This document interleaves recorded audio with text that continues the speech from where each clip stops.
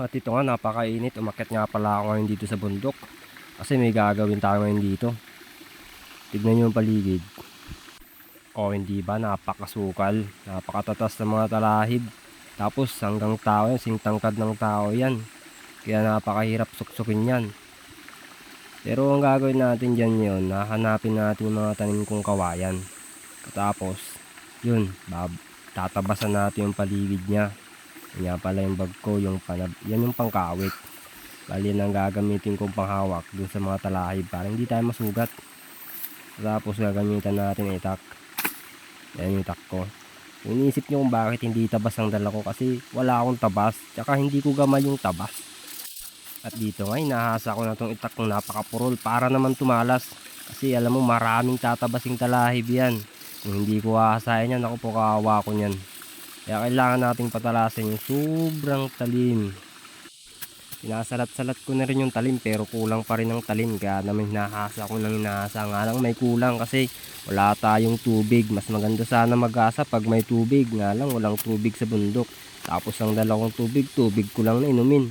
Hindi ko naman pwedeng panghasa yun. Nako, mauuhaw ako. Patay ako nyan.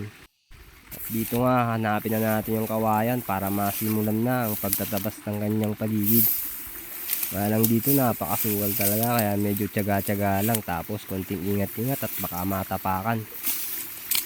Wala naman na kasi yung dating palatandaan nung nagtabas ng tao dito. Pababa pa ng mga damo. Lang hindi nagtagal dahil nga halos ilang buwan ding hindi ko ito pinuntahan. Yun, lumaki na yung mga damo. Siyempre tag-ulan na naman kaya ito kailangan nating linisan para makita natin yung mga namatay at yung nabubuhay. At yung mga namatay, huwag kayong mag-alala kasi yun, itataniman ulit natin yun. Kailangan lang natin silang mahanap. Kaya medyo tiyaga-tiyaga. Tapos napakainit pa. Ay, naku po. At dito may napansin ako, yung supot ng kawayan. Ito yung bali bag niya, yung lagyan ng lupa. Yan na. Ibig sabihin, nasa paligid lang yung kawayan. Kaya hanapin na natin mabuti. Baka matapakan. Kunting ingat-ingat. Baka buhay. Pag natapakan natin mamatay pa. Ayun, yan lang ang problema. Naku, patay siya. Hindi na bago sa akin to kasi yung ina ko mga nakitang kawayan ko namatay. Ikaw ba naman ang napakatagal na walang ulan, ilang buwan. Maranasan natin El Nino nitong nakarang buwan. Ang saklap nun, tuyong tuyo. Napakalit na kawayan tapos tuyong tuyo ang lupa ng ilang buwan. Sino ba namang mabubuhay sa ganun? Mukhang damo lang nabuhay ron. Pero tingnan nyo nga itong damo, halos tuyo na rin yung puno niya. Nabuhay na nga lang siya dahil siguro sa binhi niya. Pero tatabasan pa rin natin yan para pagbalik natin dito, madali siyang hanapin tapos madaling mapalitan. Ito, sa part na to napakarami ko nang natabasan pero pinapakita ko lang sa inyo. Baka sabihin nyo kasi walang nabuhay sa tanim ko. Ayan, ebidensya yan, may buhay rin naman. Kunti lang yung namatay, papakita ko sa inyo. Mamaya-maya, napaganda, di ba? Tapos andito nga pala tayo sa kabilang dulo niya. Yan nga pala yung dinaanan natin. Yan, napakadamo.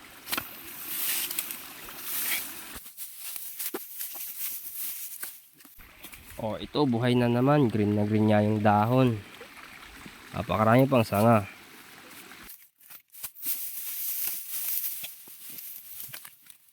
Pero ito, dito ako nalungkot kasi patay siya. Ayan o, kita nyo naman, tuyong-tuyo yung sanga niya.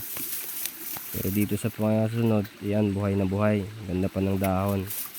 Nakita natin.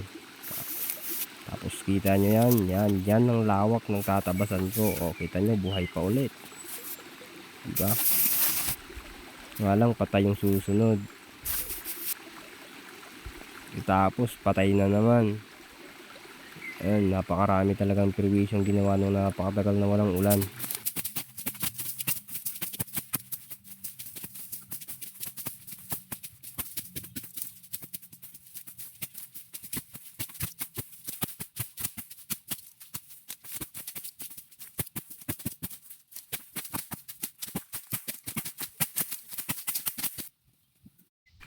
Ayan, kita nyo ba yan? Tibag yan. Napakalaking tibag dito. Dito ako ngayon sa tuktok niya. Ito yung part na pinatabasan ko ngayon. Kita nyo, yan. Nasa taas ako ng tibag. Mula dyan sa baba niyan, pagkatapos yung napakalawak na kakahuyan na yan hanggang dun sa dulo, may mga tanim na kawayan yan. Nga lang hindi ko lang tanim ng iba ring mga tulad ko na nagtanim ng kawayan. Ayan, hanggang dyan.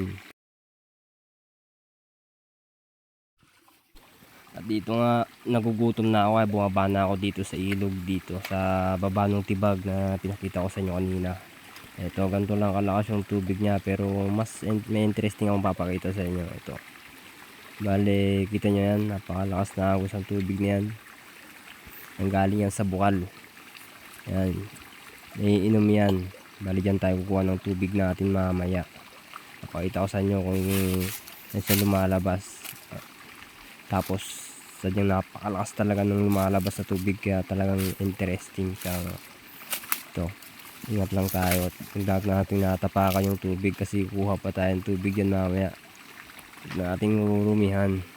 Ito, napakaraming dahon, tapos malakas yung agos. Huwag mag-aalala, yung mga damo nakikita nyo yan, safe yan kasi mga nauulam yan. Yan o, diba, napakalakas ng tubig na lumalabas mula dun sa lupa. Tapos kung mapapansin nyo, mga damo-damo lang siya. Yan, wala na siyang ibang pinanggagalingan ng tubig. Dito lang talaga sa part na yan. Yan, din na sa part na yan lumalabas yung tubig. Ayan o, napaka daming tubig ang nilalabas niya.